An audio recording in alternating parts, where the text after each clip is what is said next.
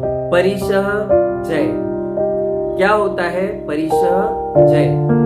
मन बड़ा व्यथित होता है जब जैन कुल में जन्म लेने वाले जैन श्रावक श्राविका स्वयं जैन मुनियों की निंदा करते हैं, एसी में बैठकर मुनियों की निंदा करते हैं, सोशल मीडिया के ऊपर मुनियों की निंदा करते हैं और बड़ा रस लेकर मुनि निंदा करते हैं।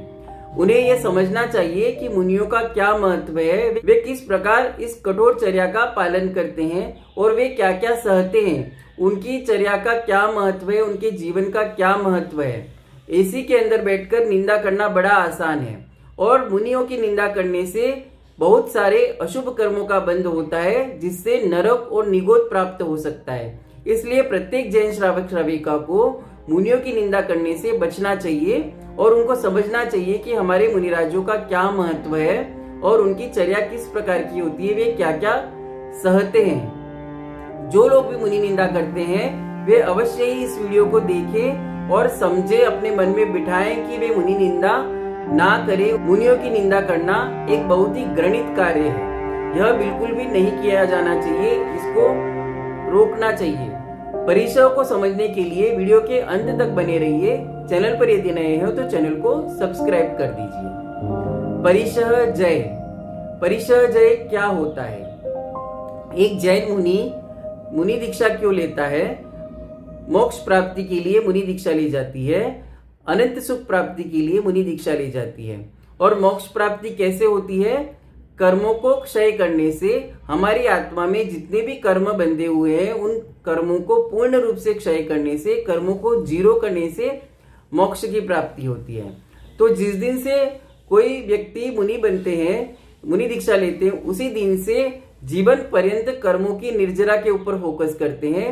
प्रति समय वे कर्मों की निर्जरा करते रहते हैं। इस प्रकार कर्मों को जीरो किया जा सकता है, कम किया जा सकता है। कर्मों की अधिक से अधिक निर्जरा हो, इसके हेतु से परिशहों को सहा जाता है। और अपने मार्ग में बने रहने के लिए, अपने मार्ग से विचलित नहीं होने के लिए भी परिशहों को सहा जाता है। तो अपने मार्ग में बने रहने के लिए और कर्मों की निर्जरा के लिए जिनको सहा जाता है उसको परिशः कहा जाता है। ये परिशः 22 प्रकार के होते हैं। आइए जानते हैं ये 22 प्रकार की परिशः कौन कौन से हैं। पहला परिशः है क्षुधा परिशः। क्षुधा मतलब भूख। जैन मुनिराज भूख को सहन करते हैं। वे 24 घंटे में केवल एक बार आहार ग्रहण करते हैं, वो भी निर्दोष चर्या के द्वारा। अनेक प्रकार के अंतराय को टाल करके वे आहार ग्रहण करते हैं और इसके अलावा बड़े बड़े उपवास करते हैं, व्रत करते हैं और भूख को सहन करते हैं। अनेक मुनिराज बड़े से बड़े तप करते हैं, सिंह निष्क्रीडित जैसे भी बड़े बड़े तप किए जाते हैं और भूख को सहा जाता है। तो क्षुधा परिशय मतलब भूख लगे तो भी राग द्वेष नहीं करना, मन को कलुषित नहीं करना कि मुझे भूख लग रही है, उस भूख के ऊपर ध्यान नहीं देना, मन को विचलित नहीं करना, आर्त ध्यान रुद्र ध्यान नहीं करना और उस भूख को सहन करना। इससे बहुत सारे कर्मों की निर्जरा होती है। आदिनाथ मुनिराज ने 1 वर्ष तक आहार नहीं किया था। इस प्रकार प्रथमान योग के ग्रंथों में हम पढ़ते हैं कि अनेक मुनिराजों ने बड़े बड़े अनशन किए थे, कितने कितने दिनों तक उन्होंने आहार ग्रहण नहीं किया था और क्षुधा परिशः को सहन किया था। तो हम दिन में 4 बार 5 बार 10 बार खाने वाले इस बात को अवश्य समझें कि मुनिराज क्षुधा परिशः को सहन करते हैं। 24 घंटे में केवल एक बार आहार लेते हैं, यह तो उनके लिए बिल्कुल सामान्य बात है। इसके अलावा भी वे अंतराय आदि का पालन करते हैं और साथ में बड़े बड़े व्रत उपवास भी करते रहते हैं। तो यह है क्षुधा परिशः। दूसरे परिशः का नाम है पिपासा। पिपासा मतलब प्यास। मुनिराज प्यास को सहन करते हैं। 24 घंटे में एक बार जब वे आहार लेते हैं उसी समय वे जल भी ग्रहण करते हैं। उसके बाद अगले दिन तक वे जल ग्रहण नहीं करते हैं। कभी अंतराय आ जाए तो गले के अंदर ग्रास है फिर भी वे जल को ग्रहण नहीं करते हैं, तो पूरे दिन वह ग्रास उनको परेशान करता रहता है। कई बार गरिष्ठ भोजन कर लिया, कभी श्रावक ने दाल बाटी जैसा या कोई सूखा भोजन आहार में दिया तो उसको ग्रहण करने से भी पूरे दिन बहुत अधिक प्यास की वेदना होती है, तो उसको भी मुनिराज सहते हैं और बिल्कुल भी विकल्प नहीं करते कि मुझे पानी पीना है और मैं प्यास से दुखी हो रहा हूं। वे बिल्कुल भी राग द्वेष नहीं करते, समता भाव से उस प्यास को सहते हैं। इसको पिपासा परिसह कहा जाता है। तीसरे परिसह का नाम है शीत परिसह। शीत मतलब ठंडी। अभी सर्दियों का सीजन है। आजकल आप देखते होंगे सुबह सुबह मुनिराज विहार करते हैं, उनके तन पर एक भी कपड़ा नहीं होता है। हम बनियान पहनते हैं, उसके ऊपर इनर पहनते हैं, उसके ऊपर शर्ट पहनते हैं, उसके ऊपर जैकेट पहनते हैं, ऊपर से मफलर या टोपी लगाते हैं, ग्लव्स पहनते हैं, मोजे पहनते हैं।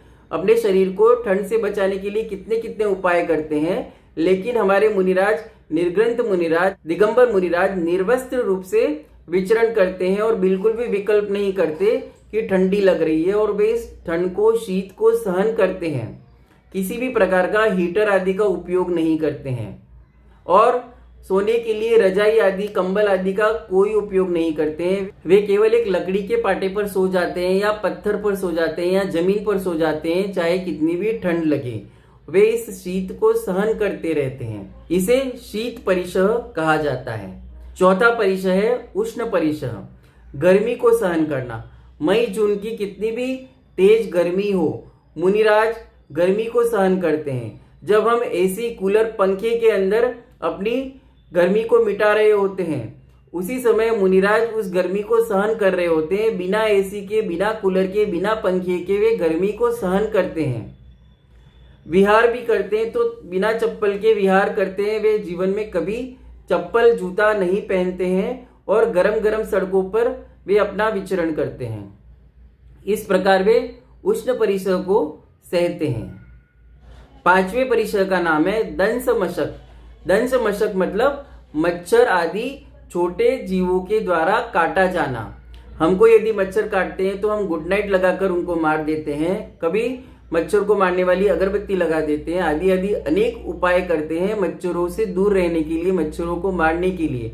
लेकिन हमारे मुनिराज मच्छरों को मारने के बारे में विचार भी नहीं करते और मच्छर यदि उनको काटते हैं तो वो इसको समता पूर्वक सहन करते हैं। राग द्वेष नहीं करते कि मुझे मच्छर ने काट लिया, मुझे दर्द हो रहा है, खुजली हो रही है, वैसा वे विचार भी नहीं करते हैं और समता भाव से उस मच्छरों के द्वारा काटा जाना उसको वे सहन करते हैं। यह है दंश मशक नाम का परिसह। छठे परिसह का नाम है नागण्य परिसह। जैन मुनिराज निर्वस्त्र रहते हैं।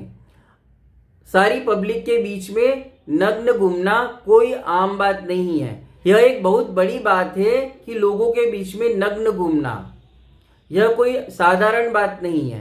तो यह भी एक प्रकार का परिसह है। अनेक लोग उनको नग्न रूप में देखकर गालियां देते हैं, चिढ़ाते हैं, मजाक बनाते हैं। वो उन सबको सहन करते हैं समता भाव से और शीत उष्ण को भी सहन करते हैं, अपने विकारों को भी कंट्रोल में रखते हैं। इस प्रकार वे नागण्य परिसह को सहन करते हैं। सातवें परिसह का नाम है अरति।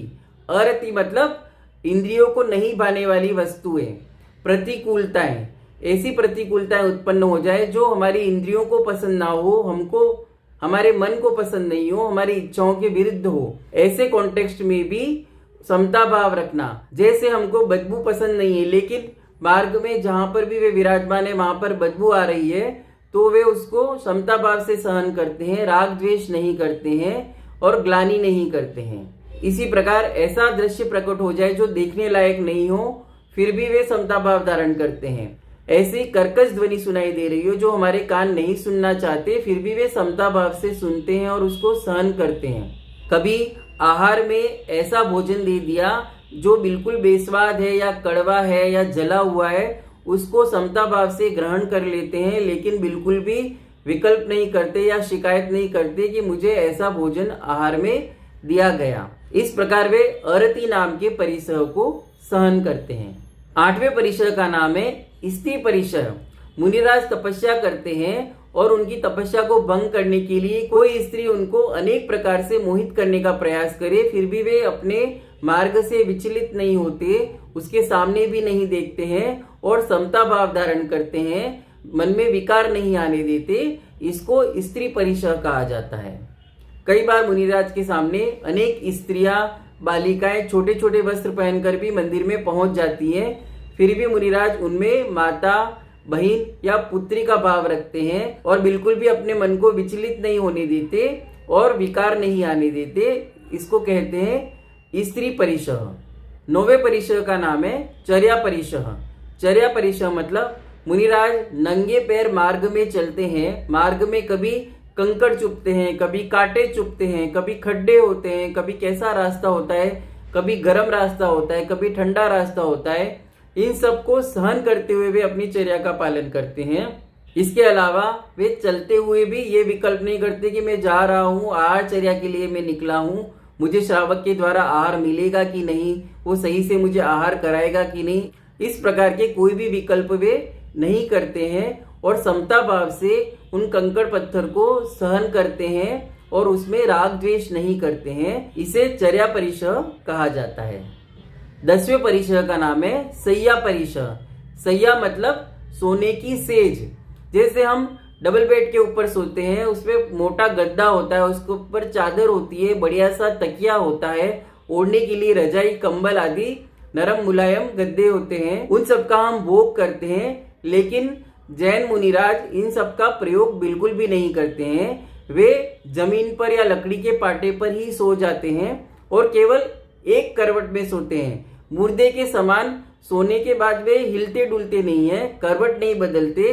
वे सोचते कि मैंने करवट बदली तो कहीं पीछे से कोई चींटी आदि जीव बैठा हो तो उसका मरण हो सकता है, तो उसकी रक्षा के लिए वे करवट भी नहीं बदलते, एक करवट में सोते हैं। रजाई, गद्दे, तकिया आदि का बिल्कुल भी प्रयोग नहीं करते, चाहे कितनी भी गर्मी हो, कितनी भी सर्दी हो। इसको सैया परिशह कहा जाता है। 11वें परिशह का नाम है निषद्या परिशह। इसके अंदर क्या होता है, मुनिराज एक स्थान पर तो रहते नहीं है, वे विचरण करते रहते हैं, आज यहाँ तो कल वहां, परसों वहां, ऐसे वे हमेशा भ्रमण करते रहते हैं। किसी एक नियत स्थान पर वे रुककर नहीं रहते। तो जनरली हर स्थान उनके लिए नया होता है, अनजान होता है, तो वे कोई भी अच्छा स्थान देखकर उस पर अपना आसन लगाकर ध्यान में बैठ जाते हैं। उन्हें नहीं मालूम होता कि आसपास का वातावरण कैसा है। कई बार अनेक पशु पक्षी आकर उनको परेशान कर देते हैं, फिर भी वे अपने ध्यान से विचलित नहीं होते। इसको निषद्या परिशह कहा जाता है। 12वें परिशह का नाम है आक्रोश परिशह। कोई मिथ्या दृष्टि जीव आकर उनको परेशान करे, गाली दे, अपशब्द कहे, ऐसा कार्य करे जिससे गुस्सा आवे, फिर भी वे अपने आप पर कंट्रोल रखते हैं, अपनी इंद्रियों पर कंट्रोल करते हैं और वे गुस्सा नहीं करते, आक्रोश नहीं करते। आक्रोश करने का जो कॉन्टेक्स्ट उपस्थित हो रहा है कि अभी गुस्सा किया जा सकता है, मानव स्वभाव में गुस्सा होता है, लेकिन फिर भी वे गुस्सा नहीं करते हैं, आक्रोश नहीं करते हैं, अपने ऊपर वे कंट्रोल करते हैं। इसको आक्रोश परिशह कहा जाता है। जैसे हम यशोधर मुनिराज की कहानी सुनते हैं, किस प्रकार राजा श्रेणिक ने उनके गले में मरा हुआ सांप डाल दिया था और फिर जब रानी के द्वारा उपसर्ग दूर किया गया तो रानी और राजा दोनों को उन्होंने एक समान आशीर्वाद दिया, धर्म वृद्धि हो। मतलब उनको पता था कि इस राजा ने मेरे गले में मरा हुआ सांप डाला और उसके कारण उनको बहुत अधिक वेदना सहन करनी पड़ी, फिर भी उन्होंने राजा श्रेणिक के ऊपर क्रोध नहीं किया, आक्रोश नहीं किया और उनको बहुत अच्छा आशीर्वाद दिया। तो इस प्रकार मुनिराजों के द्वारा आक्रोश परिशह को सहा जाता है। 13वें परिशह का नाम है वध परिशह। कई बार मुनिराज के ऊपर उपसर्ग होता है जिससे उनका मरण भी हो जाता है, उनके हाथ पैर काट दिए जाते हैं, अनेक प्रकार से यातनाएं दी जाती हैं, फिर भी वे प्रतिकार नहीं करते और उसको अपने कर्मों का फल जानकर उसको सहन करते हैं, समता भाव से सहन करते हैं। कई मुनिराजों के ऊपर उपसर्ग की अनेक घटनाएं हमने सुनी है। महावीर मुनिराज के कानों में कील ठोक दिए गए थे, फिर भी उन्होंने प्रतिकार नहीं किया। सुकौशल मुनिराज के शरीर को एक शेरनी खा गई, सुकुमाल मुनिराज को श्यालनी खा गई, फिर भी उन्होंने विरोध नहीं किया। गज कुमार मुनिराज के सिर के ऊपर जलती हुई सिगड़ी रख दी गई, फिर भी उन्होंने प्रतिकार नहीं किया और उस उपसर्ग को सहा। 5 पांडव मुनिराज के गले में गरम गरम लोहे के आभूषण पहना दिए गए, फिर भी उन्होंने प्रतिकार नहीं किया और उसको सहा। इसे वध परिशह कहा जाता है। 14वें परिशह का नाम है याचना परिशह। याचना परिसह में मुनिराज कभी भी किसी से याचना नहीं करते। याचना मतलब मांगना, जैसे भिक्षा मांगना। तो वे कभी भी किसी से भी कुछ भी मांगते नहीं है। भले उनको किसी चीज की आवश्यकता हो, बहुत अधिक आवश्यकता हो, फिर भी वे किसी से भी कुछ भी कभी भी नहीं मांगते हैं। इसको याचना परिचय कहते हैं। भले उनका काम रुका हुआ हो, वे परेशान हो रहे हो, उसको वे सहन करते हैं, लेकिन किसी से याचना नहीं करते कि आप मुझे ये दीजिए। कोई सामने से लाकर दे और उनकी चर्या के अनुकूल हो तभी वे ग्रहण करते, लेकिन स्वयं कभी भी मांगते नहीं है। इस प्रकार वे याचना परिसह को सहन करते हैं। 15वें परिसह का नाम है अलाभ परिसह। कोई मुनिराज विधि लेकर आहार चर्या के लिए निकले हैं और उनको विधि नहीं मिल रही, तो वे विकल्प नहीं करते कि मुझे विधि क्यों नहीं मिल रही है। उनको भोजन अभी नहीं मिलने वाला है तो यह अलाभ होगा, और उसका वे विकल्प नहीं करते और वे इस बात को समता पूर्वक सहन करते हैं। जैसे मुनिराज ने संकल्प लिया कि कोई 3 कलश लेकर खड़ा होगा, उसके यहाँ मैं पड़गाहन करूंगा, लेकिन श्रावक 1 या 2 ही कलश लेकर खड़ा है, तो मन में विकल्प नहीं करते कि तीसरा क्यों नहीं ले लेता है, मेरा पड़गाहन हो जाएगा। बिल्कुल भी विकल्प नहीं करते, वे चुपचाप उसको सहन करते हैं, किसी को बताते नहीं है। इस प्रकार वे अलाभ परिसह को सहते हैं। कई बार मुनिराज किसी स्थान पर पहुंचे और वहां की समाज ने उनको ठहरने के लिए उचित व्यवस्था नहीं करी, तो यह अलाभ हुआ। फिर भी वे विकल्प नहीं करते हैं, कोई शिकायत नहीं करते हैं और बिना राग द्वेष किए समता भाव से उस अलाभ परिसह को सहन करते हैं। 16वें परिसह का नाम है रोग परिसह। यह जो हमारा औदारिक शरीर है, इसमें अनेक प्रकार के रोग हो जाते हैं, अनेक प्रकार की बीमारियां हो जाती हैं, फिर भी समता भाव से मुनिराज उन बीमारियों को, रोग को सहन करते हैं। कोई मुनिराज जाकर हॉस्पिटल में भर्ती नहीं होते हैं। निंदा करने वाले अवश्य सुन ले, कोई भी दिगंबर जैन मुनिराज हॉस्पिटल में भर्ती नहीं होते हैं। डॉक्टरों से अंग्रेजी दवाइयों वाला इलाज कोई भी मुनिराज नहीं करवाते हैं। वे आयुर्वेदिक निर्दोष दवाइयों से अपना इलाज करवाते हैं, लेकिन हिंसक दवाइयों का बिल्कुल भी प्रयोग नहीं करते हैं। जबकि हम कैसे जाकर हॉस्पिटल में भर्ती हो जाते हैं, थोड़ा सा कुछ हुआ और अंग्रेजी दवाइयाँ लेना शुरू कर देते हैं बिना यह विचार किए कि इसमें हिंसा है। इस प्रकार रोग परिसह को जैन मुनिराजों के द्वारा सहा जाता है। 17वें परिसह का नाम है तृण स्पर्श परिसह। तृण मतलब तिनका, कांटे या तीखी वस्तुएं चुभने से भी वे बिल्कुल भी विकल्प नहीं करते, राग द्वेष नहीं करते और समता भाव से उनको सहते हैं। पैर में कांटा चुभ गया तो वे बिल्कुल भी हाय हाय नहीं करते हैं और समता भाव से उस दर्द को सहन करते हैं। इसे तृण स्पर्श परिसह कहा जाता है। 18वें परिसह का नाम है मल परिसह।